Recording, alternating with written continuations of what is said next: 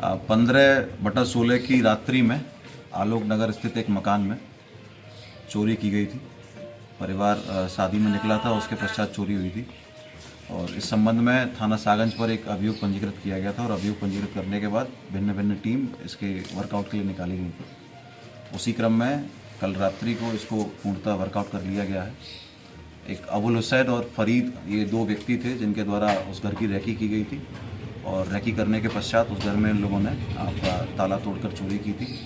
इसमें लगभग 35,000 के आसपास कैश था और 150 ग्राम के आसपास सोना इन्हें चोरी किया था। एक घड़ी और एक मूर्ति भी थी चांदी की।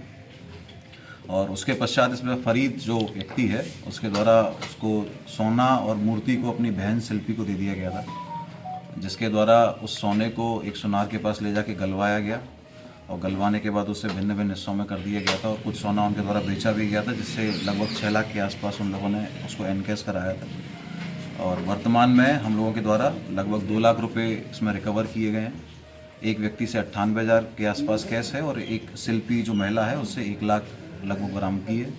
और हम लोग 10 तोले के आसपास सोना भी इसमें जो गलाया गया था उसको बरामद किया हम लोगों ने और इनको न्यायिक अभिरक्षा के लिए अभी हम माननीय न्यायालय के समक्ष पेश करेंगे। सर, ये बंगाली कनेक्शन क्या है इसमें? ये तीनों लोग मालदा वेस्ट बंगाल के रहने वाले हैं और यहाँ पर ये कूड़ा बीनने वाला काम करते हैं। तो इनमें जो फरीद है वो बेसिकली रैकी करता था, पैर से विकलांग है और अपनी विकलांगता का वो फ़ायदा उठाते हुए ज़्यादा लोग शक न करें उस पर, उस तरह से उसका रैकी करने का काम था और ये इस तरह से घरों को तलाशते हैं और उसमें फिर ये चोरी करते हैं। आपराधिक इतिहास क्या है इनका? पूर्व में कोई आपराधिक इतिहास नहीं है, कोई मुकदमा इनके ऊपर पंजीकृत नहीं है। हालांकि इनके द्वारा कबूला गया है पूछताछ के दौरान कि इन्हें छोटी मोटी घटनाएं पहले भी की हैं। सर, सुनार पे भी कोई कार्रवाई की जाएगी? सुनार के पास ये लोग गए थे, सुनार से इनने अपना सोना गलवाया और सुनार ने उसके एवज में जो अपना पैसा लिया जाता है वो लिया।